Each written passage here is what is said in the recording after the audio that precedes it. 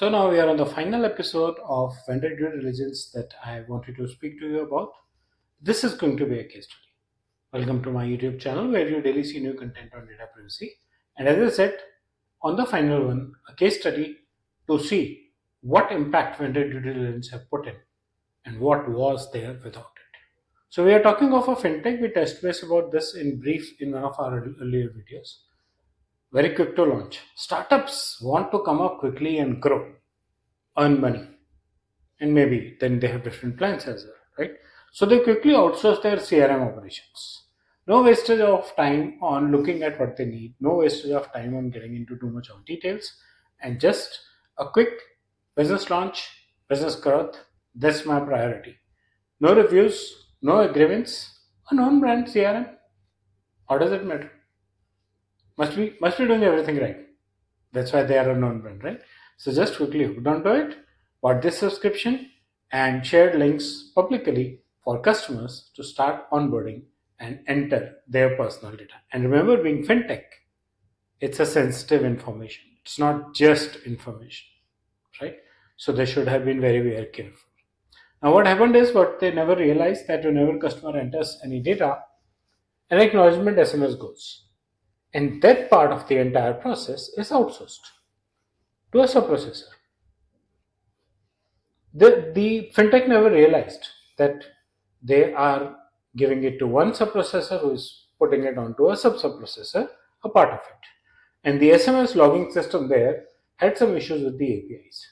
So they got hacked. The vendor got hacked. What did they lose? 1.2 lakh customer records got compromised. Wow.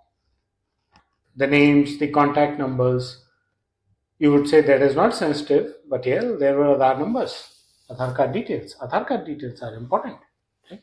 Misuse of Aadhaar card can definitely harm you, even if some of the people would argue that it is not a sensitive personal information. I think something critical to me is sensitive to me, right? From a principal point of view. When there is a breach, like we have a plane crash, people are not worried about whether they get compensated or not.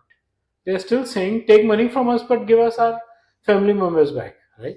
So when I lose something on my Aadhaar card, I'm not going to sit down and find out whether I was under a sensitive category or not. For me, a loss is a loss. What were the fallouts of this great activity that happened? Regulator notices, want to get that?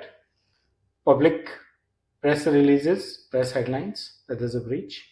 Your investors are now concerned because your reputation is at stake. It's not only at stake, it has been impacted. Customers are not happy. They are angry with the fact, and you don't know where it has gone. And you can't go back to the government for 1.2 lakh people and say, please change their Aadhaar cards. If at all, yes, what about the other vendors who have my Aadhaar card? Right? So, a lot of risk, a lot of issues are there, which led to problems, around 250 crores of fine, but that could have been prevented in much lesser amount of money. How could have that been done? Vendor due diligence. We've been talking about that in the last 4 or 5 videos. How about vendor due diligence? Did you even check that they are outsourcing another sub process? It was your responsibility to do a due diligence over there also, to study the APIs over there. I mean, to get into IT details and security and get that documented that they are using an API. Right? Very important. Just having security or just having a contract or a paper does not solve everything. In this case, in fact, no one even bothered to check the agreements also. But the agreements didn't even include data processing agreement. They were just the standard contractual agreements on the web. What about the security practices being followed by the sub-processor? The processor, the sub-processor, both of them? Why were regular reviews not done? Anytime you would go and study your process, you would find there could be changes, there could be references. So why don't do regular reviews in monitoring? You should. Monitor your checklists. Important. We talked about the checklist in the last video also. Just touching it again. Do annual assessments. Minimum. Speed up. Have more frequency if you think you're dealing with sensitive data. Or like I said in the example before also. My Aadhaar card is sensitive to me. Whether you categorize it as sensitive or not is a separate issue, right? What about vendor security policy changes? Are you monitoring them? Are you checking what compliances are they following? Your processor and your sub processor, you don't even know what compliances they follow. Wow. What about breach notifications? Do they have a mechanism? What about changes in sub-processors or geographies? These are very, very, very critical things that need to be handled extremely carefully as well.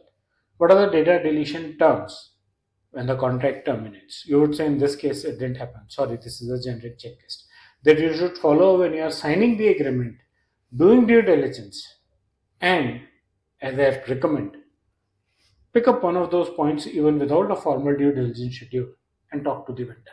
Go and check their processes just to get an oversight on what is happening. Keep monitoring them. Very, very important. Remember again, it is you who is responsible for the data that got collected from the principal and not your processors and sub-processors. So stay alert, keep it in tact and monitored regularly. Like the video, press the bell and the like icon, subscribe to the channel, and share your feedback in the comment section. Thank you.